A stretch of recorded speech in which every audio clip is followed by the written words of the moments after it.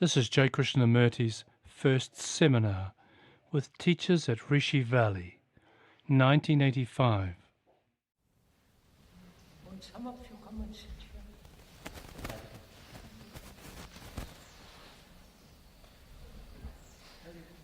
No, you're comfortable.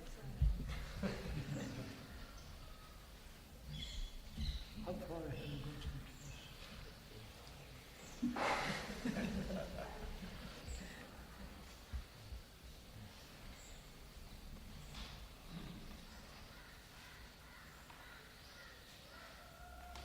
I've been wondering, what's a first-class brain? What's a very good brain? Whether we can bring about non-genetically engineered life. A mind, a good brain that can discuss with anybody, scientists, poets, architects, physicists, and so on. And can we bring it about? Yes. Not academically trained, necessarily.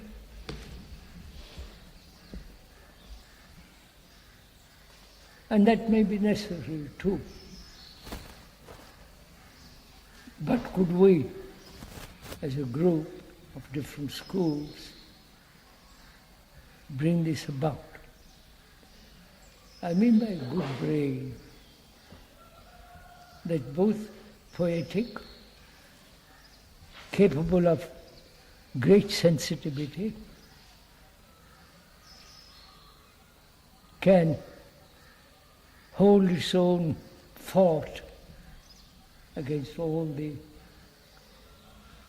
scientists, brain specialists and so on. Can we do this? Or is that impossible?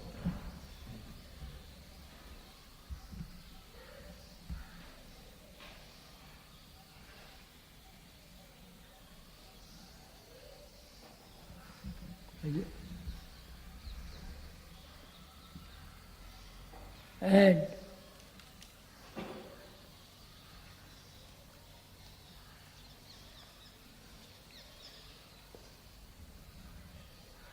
not necessarily a highly disciplined mind. Discipline in the sense which is capable of learning, capable of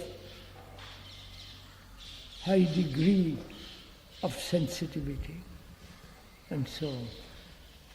Is that possible for us in the schools to bring this about?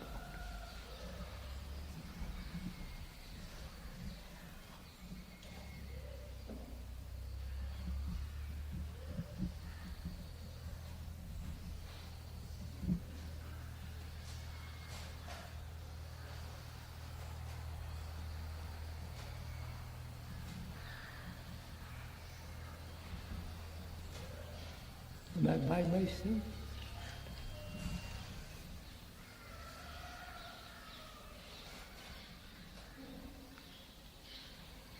That's my question. I put to you that as a question for you to discuss and for us to counsel together and therefore operate together.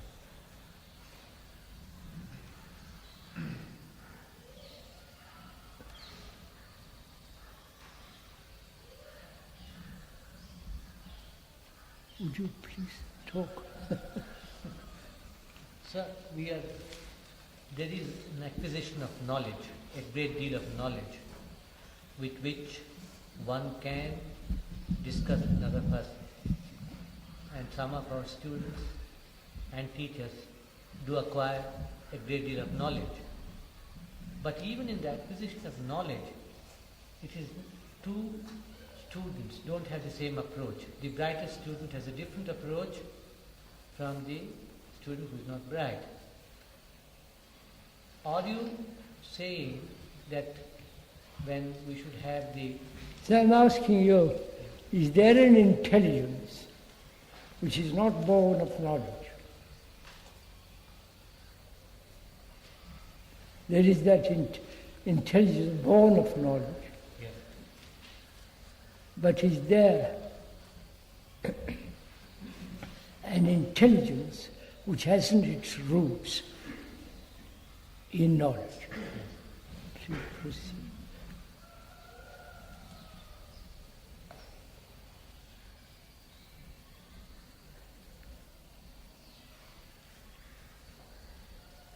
Is intelligence not innate and knowledge acquired?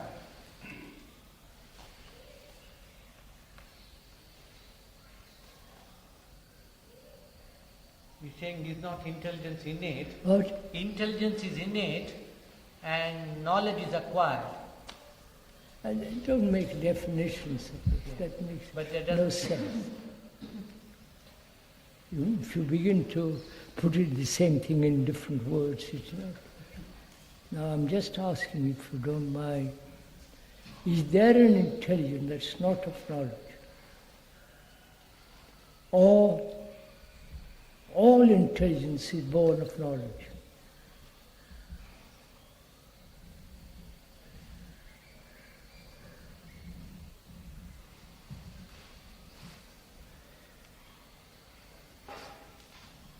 There is a certain amount of intelligence born of knowledge, Of course. but that doesn't take us very far. Knowledge being always limited, Yes.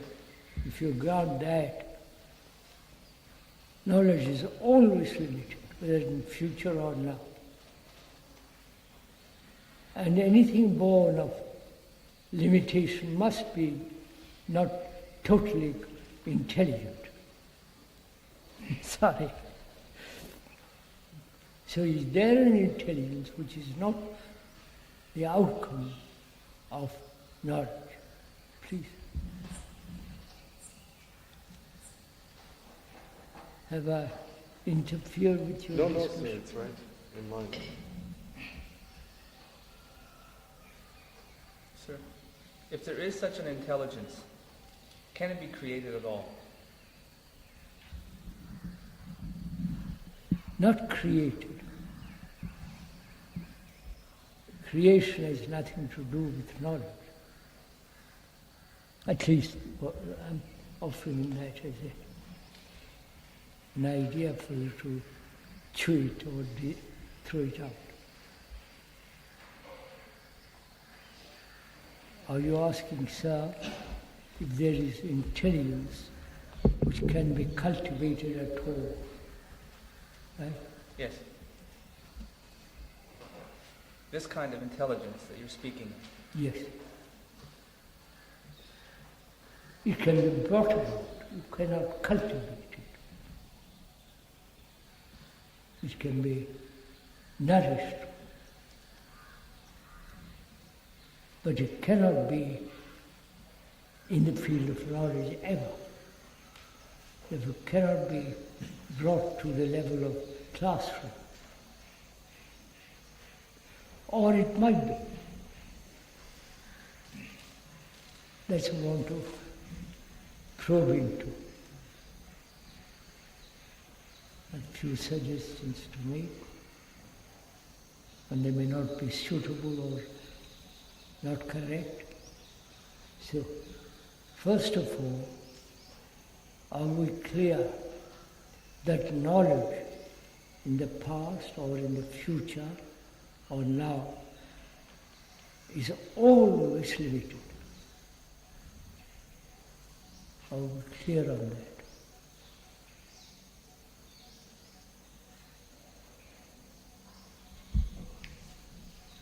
Yes, that's clear, sir. If that is so,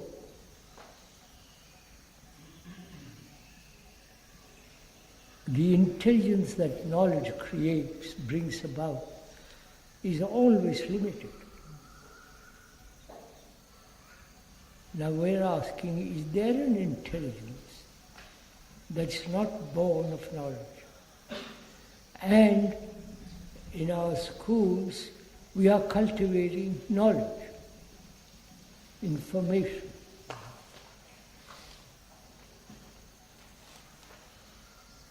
It has its value. I'm not saying it has no value. But are we bringing about good brains? I mean a good brain, not only holistic and all that, but also capable, active, and has that quality of total lack of self-interest.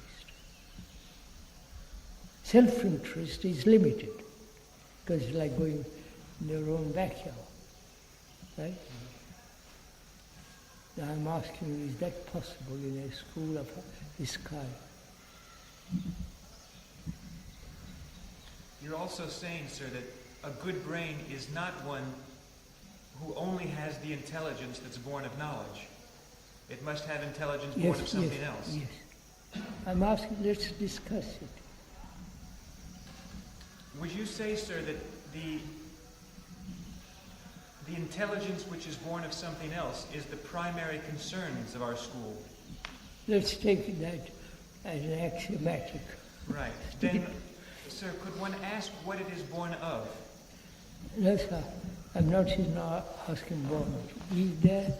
Do we see the intelligence that we are cultivating now through knowledge is limited? Whether the intelligence of a great scientist like Einstein or Oppenheimer and so on, including our friend David Bowie. Their intelligence, born of knowledge, mathematics and so on, is limited, because they are adding to it more and more and more. And that which is added to is limited, if you're adding more and more. I don't know if that's clear. Yes, Krishnaji, that much is clear. Huh? That is clear. Are you suggesting also that the intelligence born of knowledge always contains the seeds of self-interest? Yes.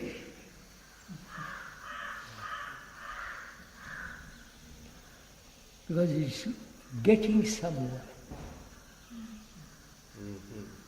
It's achieving something. It becomes ambitious, or which is all self-interest. Achievement, success, a position, a feeling of I've reached it at last. All that implies self-interest, naturally. Is it possible to acquire knowledge without that impulse? Let's discuss it.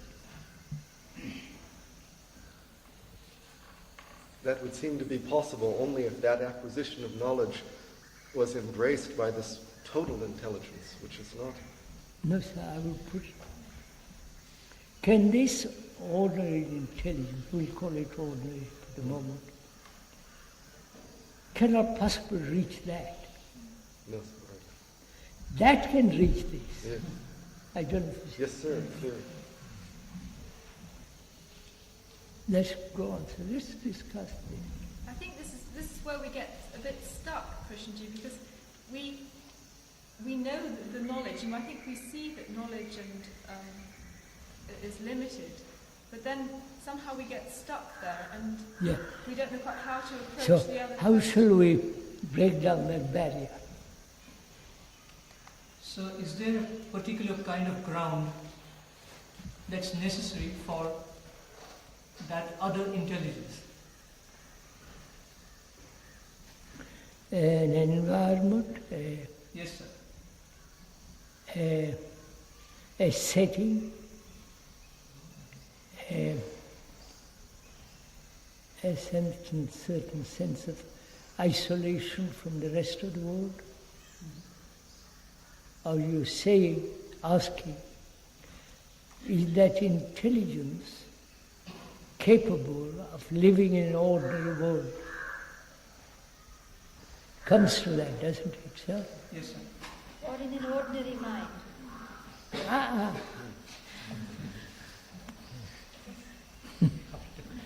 Now you are introducing the word mind. What do you mean by that word mind?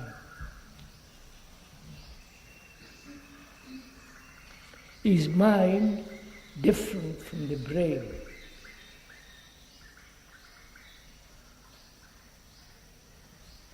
Or is the brain cannot possibly touch the mind?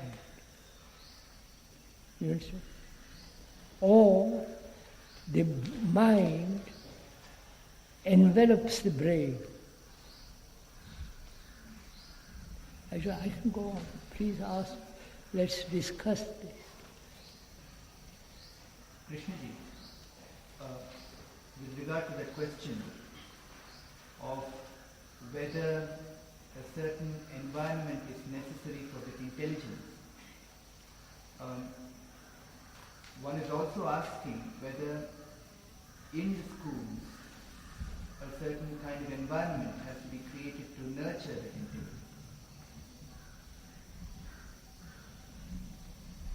Are you asking, sir, for me, if I understood rightly, a certain environment is necessary?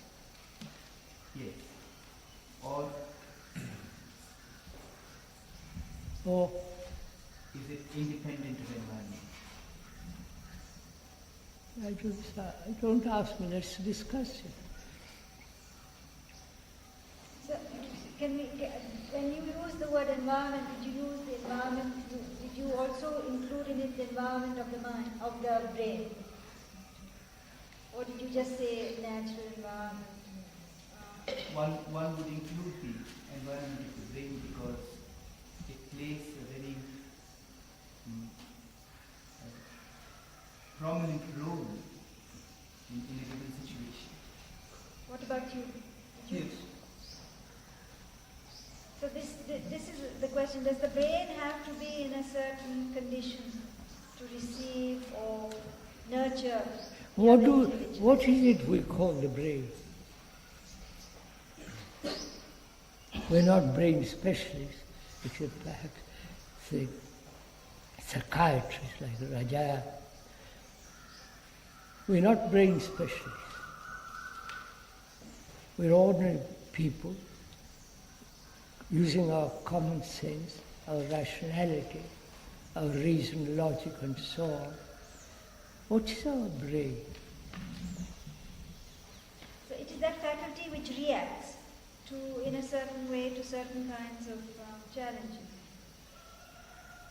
Discuss it. Brain is essentially a physical organism. Yes.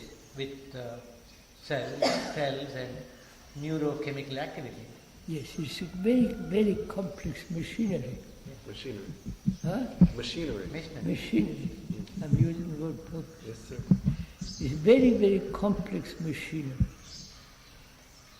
If anything happens to that machinery, which is our body disintegrates or gets paralyzed or deformed and so on. So, isn't the brain, I'm just asking, so I'm not laying down anything, isn't our brain the center of all our sensations, all our nervous reactions, and the very center of thought? Sensitivity and all that. If we grant that, and that thought can imagine itself into any kind of situation, it can imagine that it's in heaven while having hell. It's an extraordinary instrument. And that brings us to the question of computers.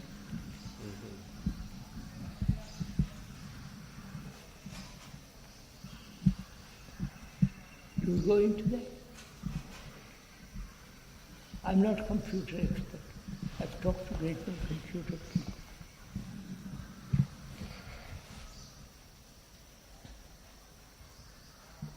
They're trying to find out mechanical intelligence, Artificial intelligence. artificial intelligence.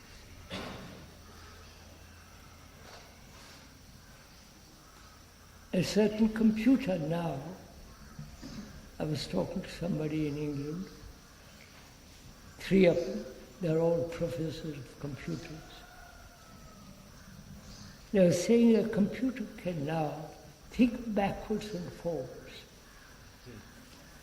That is, I have to leave tomorrow morning, so I have to get up at 5. Yes. I can think forward, and also thinking forward implies I have to think backwards. Yes, That is, I must get up. So the computer can do that now. And they're trying to find an artificial intelligence, which is this part which they call architecture. Yes, sir. Back and forth, back and forth. And if the brain, which is capable of remembering things past, and also what will happen tomorrow, because I have worked it out. I must get up at 4 o'clock, I have to leave at 5, and so on, so on. Which is called architecture. I'm just repeating what they told me. They may be wrong. And I may be misrepresenting them. So artificial intelligence may be the intelligence of knowledge. I don't know if Yes, sir. we want her. Yes. Intelligence of knowledge. And I have children. I want them to have what, in quotes, not artificial intelligence, which is programmed. And then from that program, it can learn to program itself. Yes, sir. So our brain functions that way. I remember you hurt me, and therefore I don't like you. And I like him because he flatters me, and so on, so. Not just the brain, the total nervous system. That's it. It's a mechanical instrument. Yes, sir. And it's been programmed for 2,000 years, or 2 million years. This is good, this is bad, God, the whole human consciousness. Yes, sir. Please, I'm talking, you discuss with me. Sir, are we in the situation of individuals who really we only know this ordinary intelligence, and from this ordinary intelligence we are asking, is there such a thing as a total intelligence? Yes. And this ordinary intelligence, what can it do? It can speculate about a total intelligence. No, I'll tell you in a minute. I won't come to that point slowly. All right. So what am I to do who's fairly educated, not too educated, who has been all over the world with blah blah? What can he do with himself and his son or his children? Sorry if I put the son instead of the girl first. So what am I to do? I have been through all this. Artificial intelligence, computers, I've read this and that. But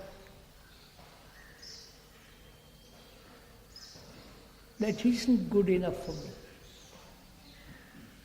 I'm dissatisfied with what is going on in my brain. And I say to myself, is there an end to this first? And is there a possibility of seeing something totally different? I don't know if I'm conveying. Yes, sir. Just before you came, Dr. Razaya was suggesting that perhaps in order for this new mind or new intelligence to come into being, that this ordinary intelligence must simply subside. No. How is it to die? It's good to say it must die. Subside. Subside. And whatever word you use. But how is it to do? Yes, sir. It seems to me most of the people who have worked at this, not the scientists, others, they ran away from themselves. They couldn't. Before they become sannyasis, they become monks, they become nuns, and all the rest of it. So what am I, an ordinary man? I've heard you explain all this to me. I listen very carefully. I don't resist. I see the immense importance of what you're saying. And hearing it correctly, what you're saying. What am I to do? And I happen to have a dozen children. And what am I to do with those children?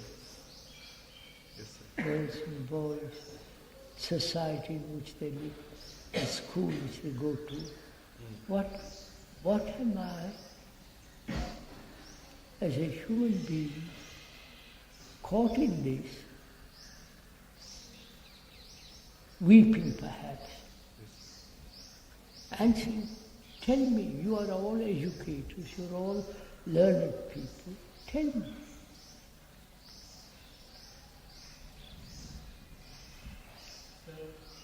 It appears that what we call ordinary intelligence, the brain, is rooted in the self, or the self is rooted in the brain itself. So any activity of the brain, it perpetuates self, and these two seem inseparable. When you say that when the ordinary intelligence ends, it appears that the self should end, which is annihilation or... I'm afraid I can't quite make it. Sir. He's saying that the brain contains the self and contains the self. Self. The self. The brain and self are synonymous. The knowledge of the brain has to end. It means the self and its activity must also end. Is that so? Then what is the self? He says it is part of the brain. Is it? Or through long period of time, the self, which is really all the trouble of the self, all that. The self is consciousness. And so on. So what's the question? When you say the knowledge or the intelligence of the brain should end, does it mean the self also should end? The self is also? Should come to an end. And it's I suppose if I said yes, then you're right. These are not mere statements. We want to discuss, we want to go into it. Take counsel together.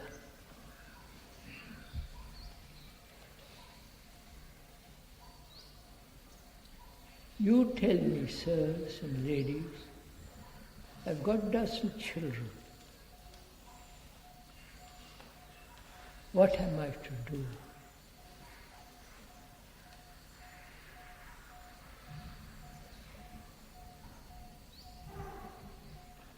I know amongst those dozen children, some are very stupid, they'll be always stupid, poor chaps.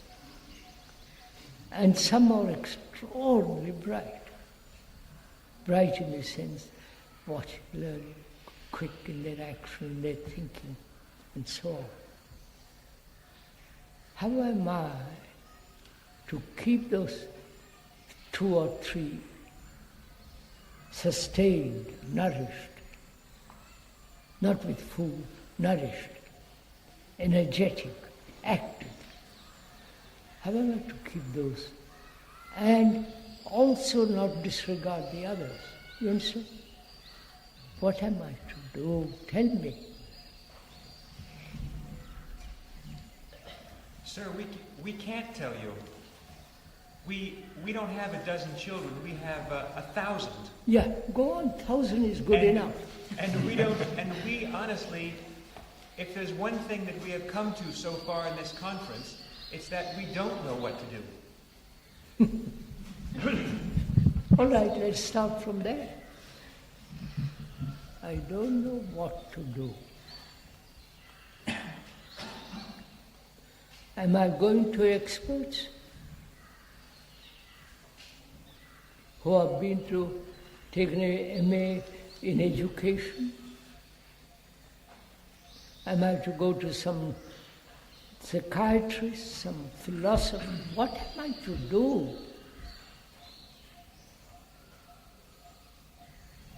You don't tell me what to do.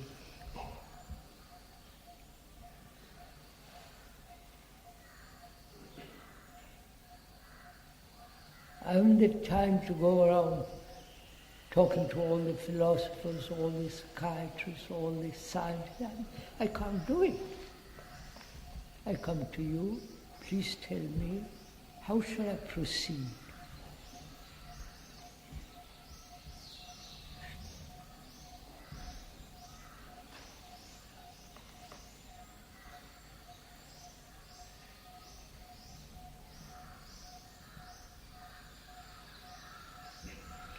Sir,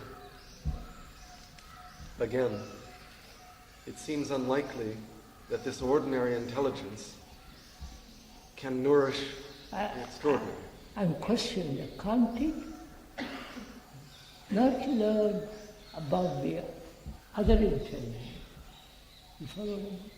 But learn its own limitation, its own stupidities, etc.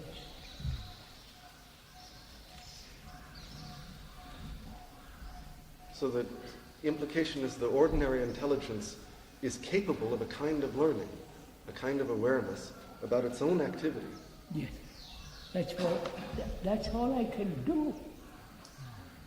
Otherwise, the other thing becomes imagination, romantic, all that nonsense. But by doing that, it doesn't necessarily mean that the other intelligence... No, but it clears the ground. But they're not contingent in any way. And clears the ground for something else to take place. It may not. But we don't do that even. Yes, sir, quite right. So I won't repeat the same thing, but as educators from different parts of the world, we have about 1,000 children and more. And can we educate them not only in this direction but in the other direction? So how shall I proceed? Yes, sir. We're saying that this ordinary intelligence... Let's use it. Yes, sir. But now listen. We have also said that the essence of this ordinary intelligence is knowledge. Yes. And it won't be enough for this ordinary intelligence to acquire knowledge about the ordinary intelligence. Quite right. It must do something else. It must come I'm coming. Come and help me. So it implies the ordinary intelligence is capable of something other than... Let's be ordinary intelligent first.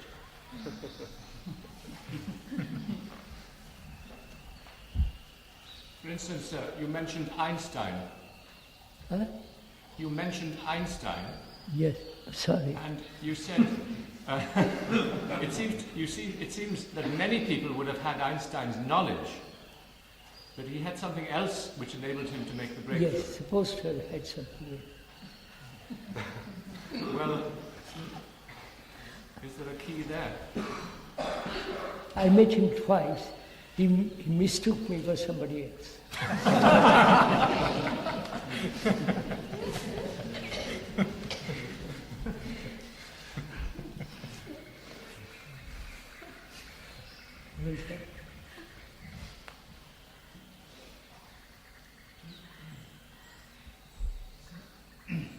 So are you asking, is there a way which sees the limitations of the knowledge and yet not bored?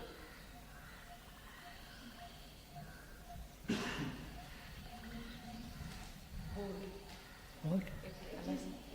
Are you implying that there is an intelligence that sees the limitations of knowledge but is not bored?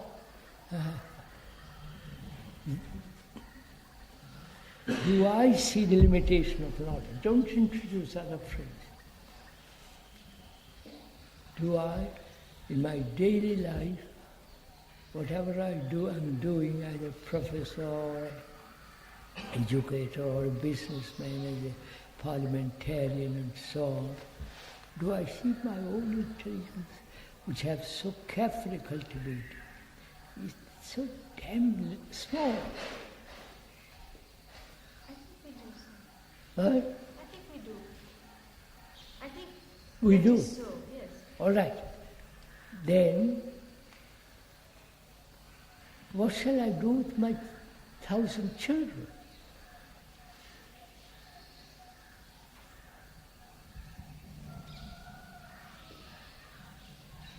I want to propose something. Krishnaji. Go ahead, sir.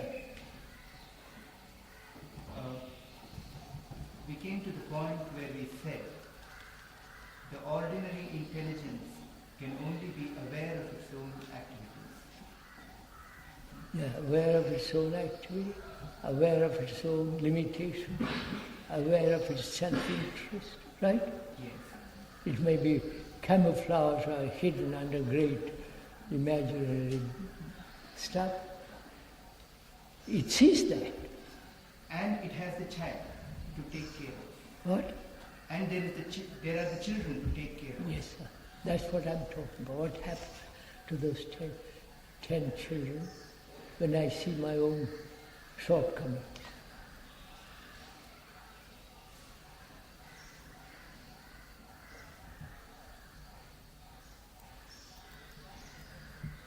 You said you wanted to...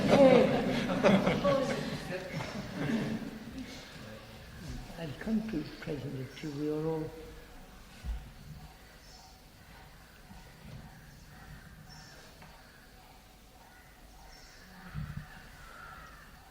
I've got 1,000 children. Amongst them, I see one or two extraordinarily good. And they're sensitive, they have a feeling for others, for all the rest of it. As they grow older, they get contaminated, if I can use that word without being unkind. They get contaminated. I would like to prevent that. This contamination taking place. How shall I do it? I would like to, but I don't know quite how to do it. Right? Help me.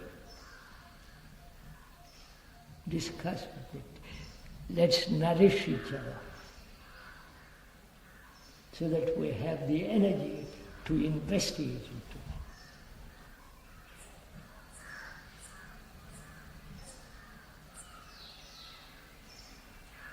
I don't want them to get spoiled by the older boys.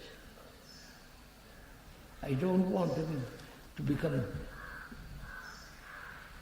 sexually mediated. I don't want them to become copycats. So how shall I prevent it? So come help me, please don't be silent. This is your problem in the school, no? Yes, sir.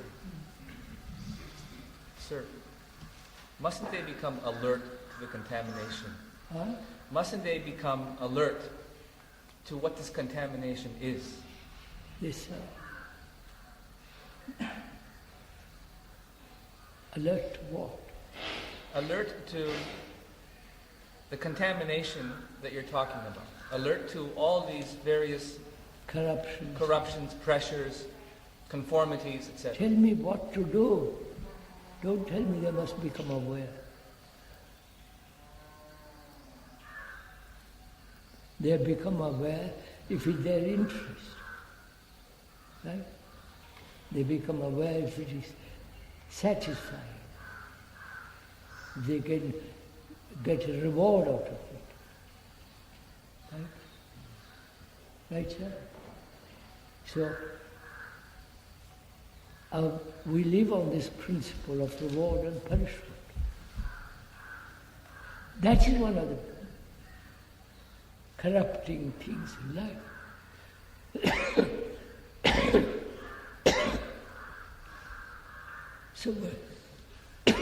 So what shall we do?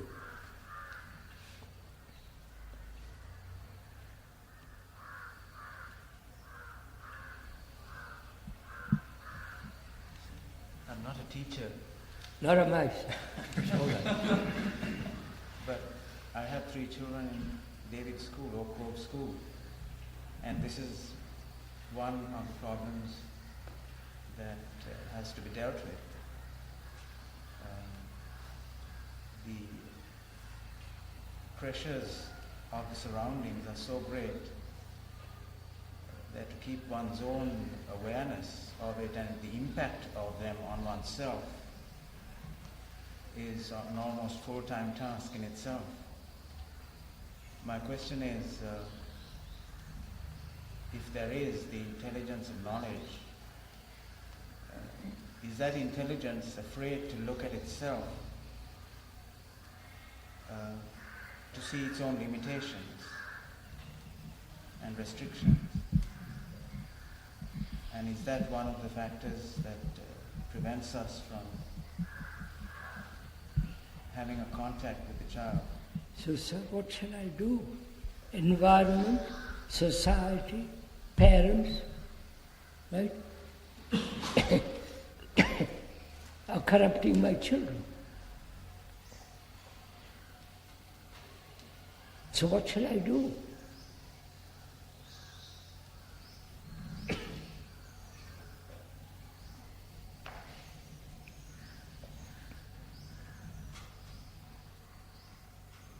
What we are doing or attempting to do. What's that? What we are attempting to do at the Oak Grove School is to discuss these factors and see it. They're too young. No, I mean amongst the parents and the teachers. Parents won't listen to you.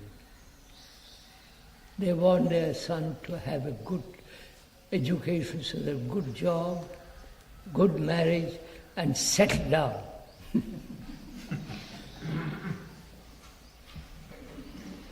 Don't you know all this, sir? I mean, it's so obvious.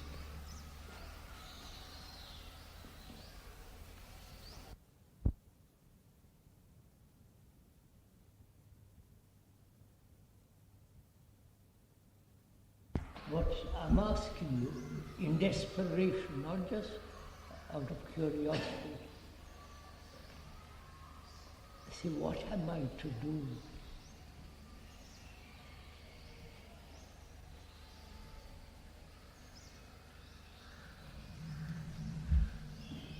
So, at the most, one can create the same environment we were talking about, in which the child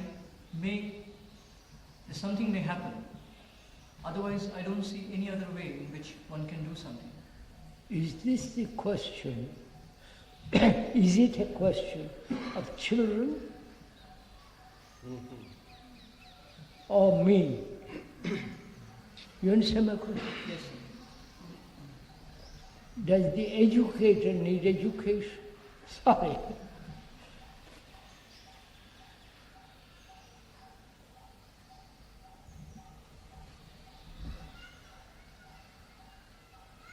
Would it be possible, out of those 1,000 children,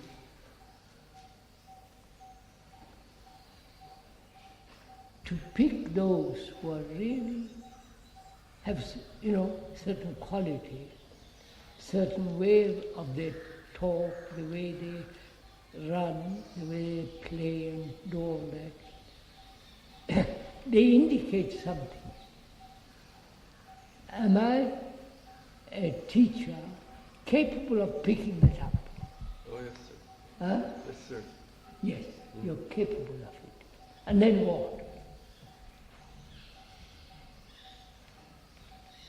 I can pick up certain boys and girls among the 1,000 and say, yes, this, I watch them, how they walk, how they eat, how they listen, how they learn, how they play.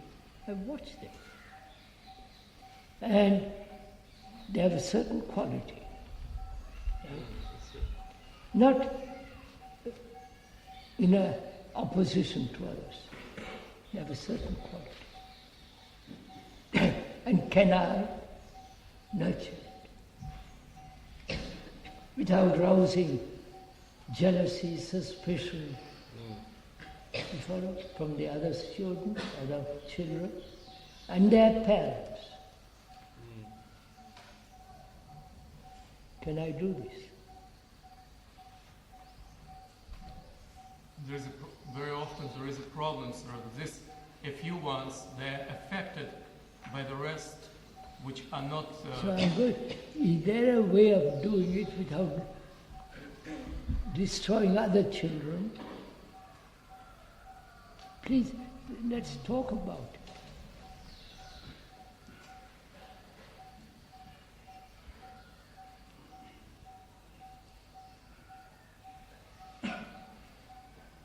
So you mentioned that the problem is the me, oneself, one's ego, and so on. Not only that, sir, I have a responsibility for these 1,000 children. I can't say. No, I acknowledge that. So what my responsibility means, my duty, my whole, you understand? And do I take them seriously?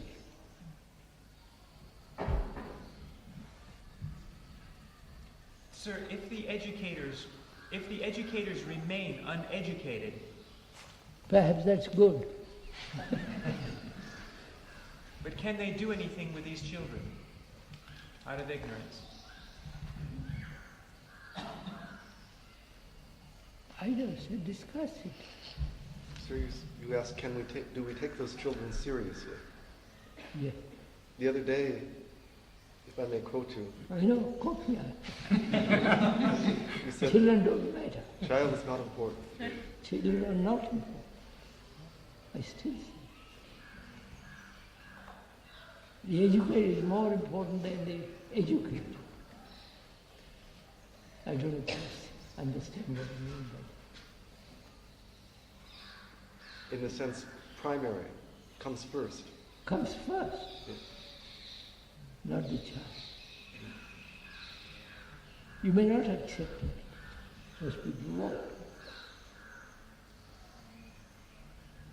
So let's proceed. I see among those 1,000, 5 or 10, what a number. And can I help them not to be corrupted by society, by other teachers, Yes, sir. by other parents or their parent, and so on, the whole world against them. You see? Against the cause. So what should I do? How can I help this? How can I bring this about? Is it too radical to suggest removing them from that school, that stream, and... They get worse because they... But if there were several together... Just mention, that is, having a lot of money. Yeah. Which we haven't got.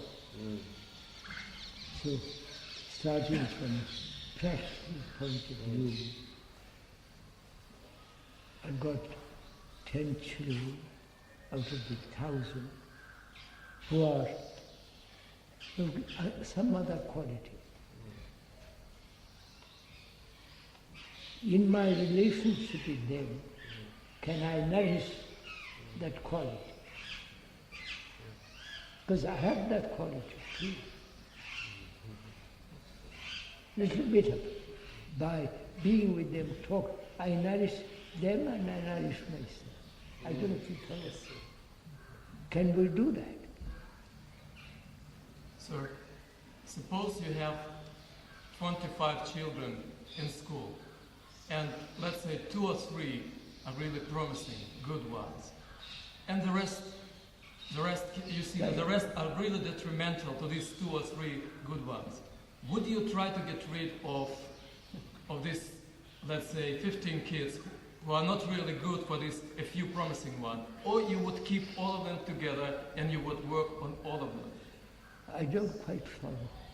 You have 25. 2 or 3 are promising, but all the rest are so mediocre, they bring these 2 or 3 down. I know. So what would... Is it better to not have the others? How can you choose? How can you choose? Sir, I perceive a danger in this. I see a lot of dangers. And one thing is this quality in these 2 or 3 children that we're talking about so unique in them that the others don't have it, so that gives you a reason for isolating them? I wouldn't isolate. No, I'm saying that it gives you a reason to even consider choosing, treating them separately. I would approach it differently, not separate. I don't know. You want me to go on? Yes, sir. I wouldn't isolate them. I wouldn't say they are separate. So what shall I do? How shall I act? Go on, tell me. I won't isolate them. I can't. Sir, No, to me isolation is wrong. It's You mean isolation of both the good ones as well as the bad ones? Both are wrong. Yes.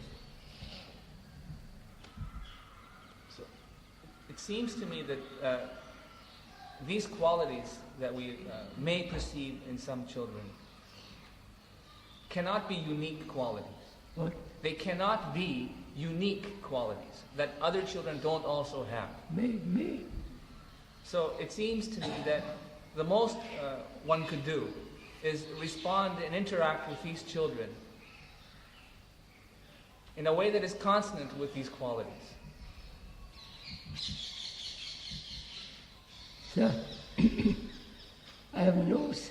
it is not a sense of separation, right? I'm not isolating it. I'm not saying these are good, these are bad. They are in the same house, in the same campus. They eat together, they play together. But can I keep my eye on those 5 or 10, whatever number, and by my talking with them, encourage them? You follow? Make that quality bloom, flourish. God said, I'm talking, I'm inquiring with you. Are you implying, sir, that the teacher should react at different levels with different children, so that the bright ones get what they need, and the not so bright ones get what they need. I wouldn't call them bright. Well, whatever you call them, they have special qualities, but it presumes that the teacher must have those qualities to improve upon or help them or encourage them to fructify their qualities. I don't quite follow it. So, does it mean that I should behave differently with different children? I keep an eye on them. You don't know what it means to keep an eye on somebody? Sir, I would have said that we have been doing that. And With what result? Well, that's just it. It has not brought about the intelligence that is not born of knowledge. So what will you do? Well, we're still stuck on that point, sir. Why, sir? Why? I think, sir, because we ourselves have very little understanding or contact with this other intelligence, and it's... I wouldn't bring in the other intelligence yet. I'm just asking you, first of all, is it possible amongst those 1,000 to cull out, I'm using the very best out of that 1,000, not best in exams and all that kind of thing only. Yes. Sir, we've said that we can do that, and even that we do that. And then you ask the very correct question, to what result? So then why are we wasting our energy? On what? That path leads to desperation, right?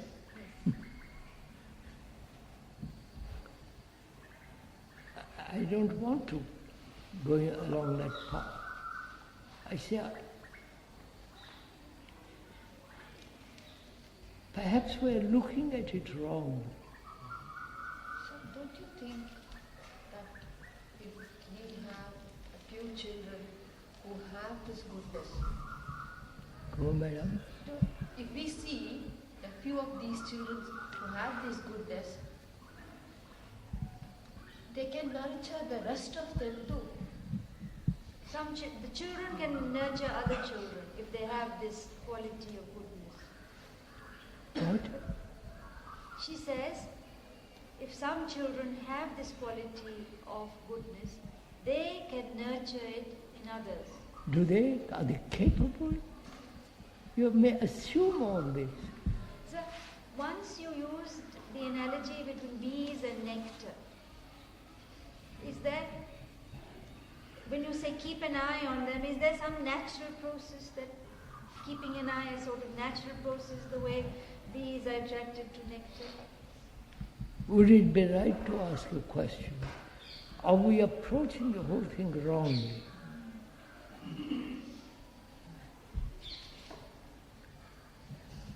We're always talking about educating others. can we apply it to us? What? You mean, can we apply it to us? Can we apply it to ourselves? Yes. Have you as a parent or a teacher or a so on, have you that quality, that responsibility, that feeling of all that we talked about? Or you are expecting your son to have all this, or your girl?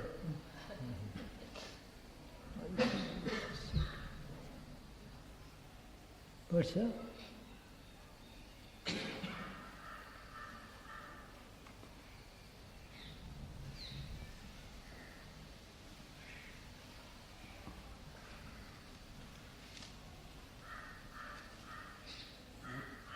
You leave me with my 1,000 children. You haven't helped me. You haven't, in consultation with each other, we haven't nourished each other. I don't know what it is. So we are not in that nourishment should give us energy to find. Yes, sir. Apparently we can't.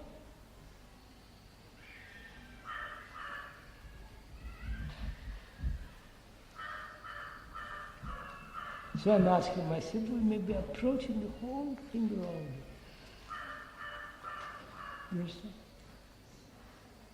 All this education, all this enormous energy spent on this. Or we are not nourishing each other. One another, educating ourselves. Nourishing. In discussing and talking and being together. And being together gives a great energy. You follow? Are we doing that? That energy will find a way out. Are we trying to find a way out without that energy? I don't know, I'm just asking, I'm not saying. I'm not just making a statement, I'm trying to inquire.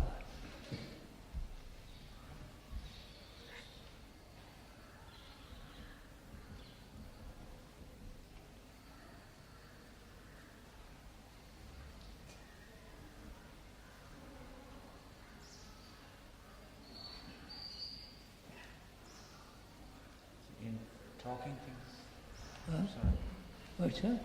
In talking things over with one another, could we sustain that inquiry? In talking things over with one another, is it possible to sustain an inquiry? Yes, sir. I'm asking that. Can we keep a sustained inquiry? So that you are nourished by me, I am nourished by you.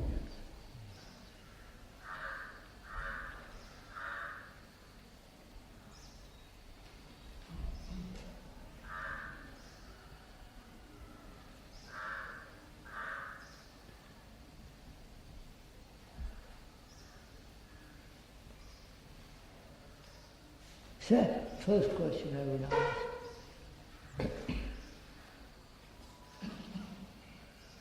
Do these 1,000 students feel that they are at home? That they can trust you? That they can come to you and complain? And say, "Sir, this is right, this should be." So that they have a trust in you. Is it possible? Yes, sir. Huh? Yes, sir, it is. 1,000? That's what you follow? No, I don't follow. Do the 1,000 students that you have now in all the schools, do they trust their educators? No. Huh? No. A few trust a few. That's it. A few of the students trust a few of the educators. How will you bring about that trust?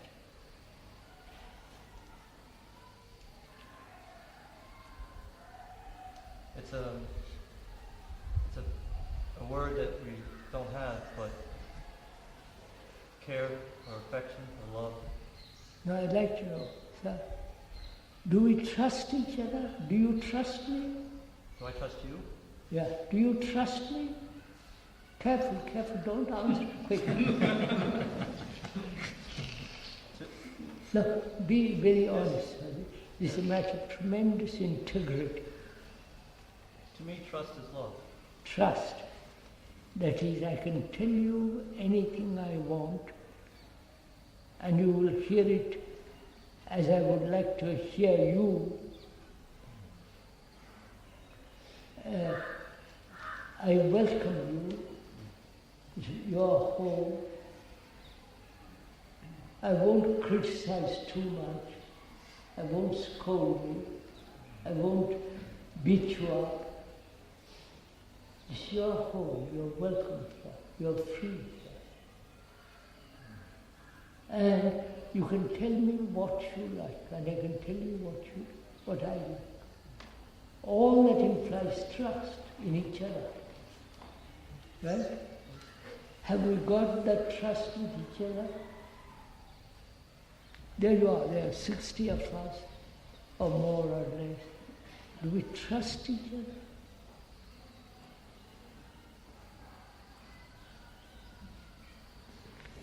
Or is this a horrible question?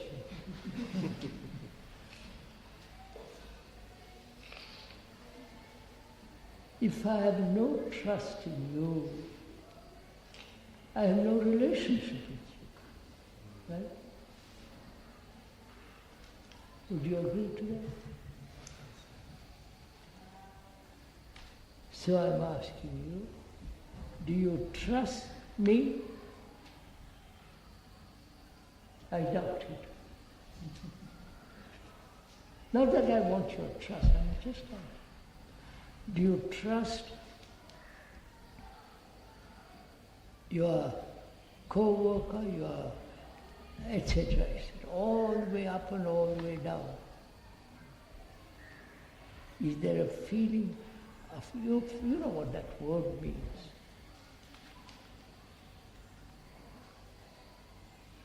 Or we are trying to establish a relationship? That's what we're trying to do. Come on, sir.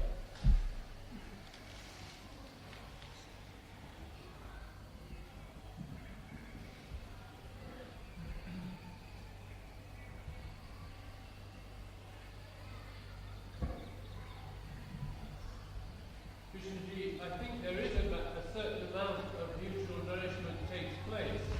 What's that? A certain amount of mutual nourishment does take place, but it does not, as one has witnessed it so far. Yes, sir. It Yes, has sir. to take this other step.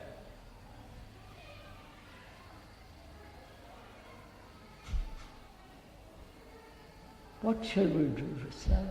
I asked this question before, and I ask you again, if I may, if it doesn't bore you. Obviously, palpably, logically, sanely, this limited intelligence is destroying everything. There is no question about it. There is decline, degeneration in the world. There is pollution in the air, except here. And corruption is going on at such fantastic speed. And ordinary intelligence has brought this about. And we turn to genetic engineering, we turn to computers, we pray to God and so on. Apparently that does nothing. So our ordinary intelligence may be a tremendous danger. I don't. Yes, sir, it's clear. Tremendous danger. And we seem to not be aware of the danger. Outwardly we see the danger, Yeah. but the danger here is not clear. Yeah. We are on a slide. We don't be able to seem to stop it. But I would like to stop it. So I must look at it for myself, whether I'm sliding. Yes, sir. It's not self-interest. This looking. Huh? This looking is not Yeah. self-interest. Looking, walking is not self-interest. And by careful examination, careful inquiry, I find I can stop it. Right? I find I can stop it. I may be nuts, I may be cuckoo, I may be crazy, but I think I know how to stop it for myself. And myself is the rest of humanity. I don't have to go as far as that. So, if I can find a way to stop, I can communicate with others. if they will listen. But they won't listen. So I have to find ways and means of asking them to listen. But I've got 1,000 children, apart from the grown-up people. And those 1,000 children are my responsibility. My duty, now I won't use that word, my responsibility. And I want to prevent some of those children from sliding away, sliding down. Now what shall I do? I'll come back to that point. What am I capable of doing? I can't do this by myself, right? I can't manage 1,000 children by myself. One will be up the tree, the other is drowning in the swimming pool. So I want your cooperation, your counsel, your way, and then coming together in certain decisions. Right? It's no good talking. There must be decision. So, what is our counsel, our way, and our decision?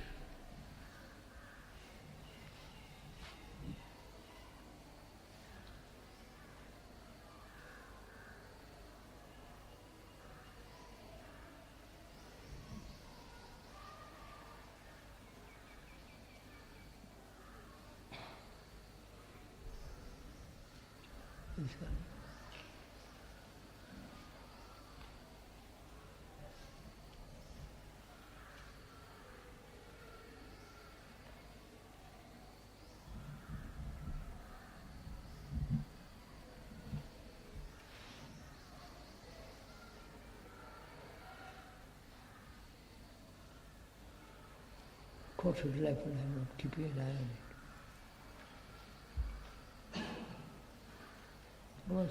That's all.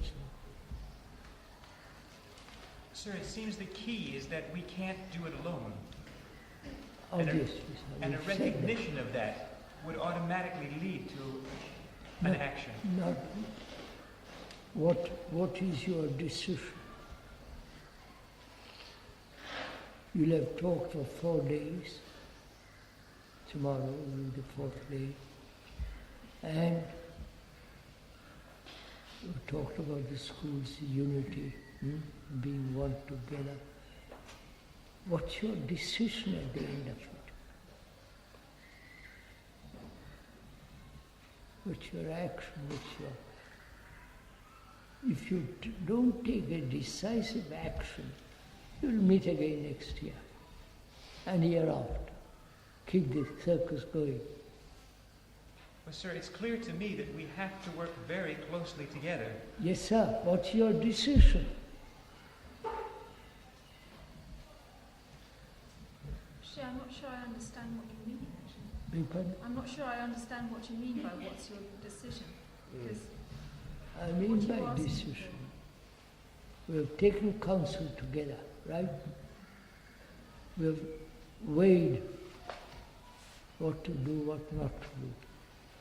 And also we are fairly rational.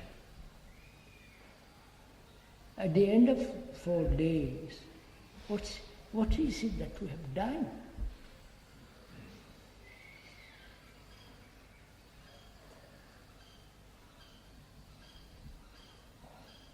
We have talked about how to cook.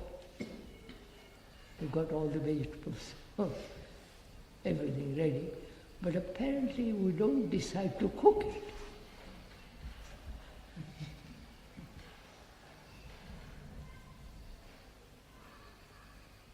That's what I'm afraid is going to happen.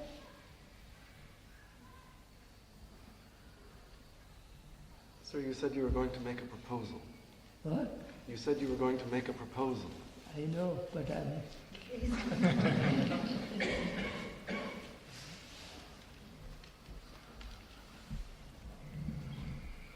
would you, sir, at Ohio, make it your responsibility to observe one or two what in the sense what we talked about, and guard them, protect them. Not physically, I don't know what. Protect them, look after them, see that they talk properly. You follow the whole thing. Can you do it? Can Scott and those who come from Brockwood do this too? That's his decision. Say yes, I'll undertake to do it. And those who are here at Rishi Valley, will they make a decision about that? After deliberating, as you have done for 4 days, will you say, yes, I'll do this? Must be very careful, sir. Huh? Must be done very carefully. Oh, sir. Sir, if it becomes known How? among the children, you follow? If it's known among the children, it's quite a great delicacy. Yes, sir. It depends on you.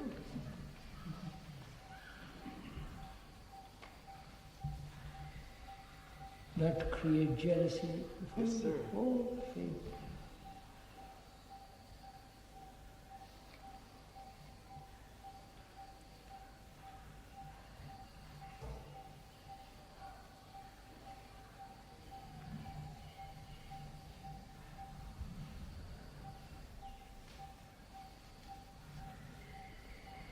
When do you talk? When do you meet again? We continue meeting this morning, and this afternoon, and tomorrow morning. So, do I get up and leave you, or will you get up and leave me? We'll get up and have tea, and then Krishnaji can get up, and we'll gather together in 15 minutes. 15 minutes.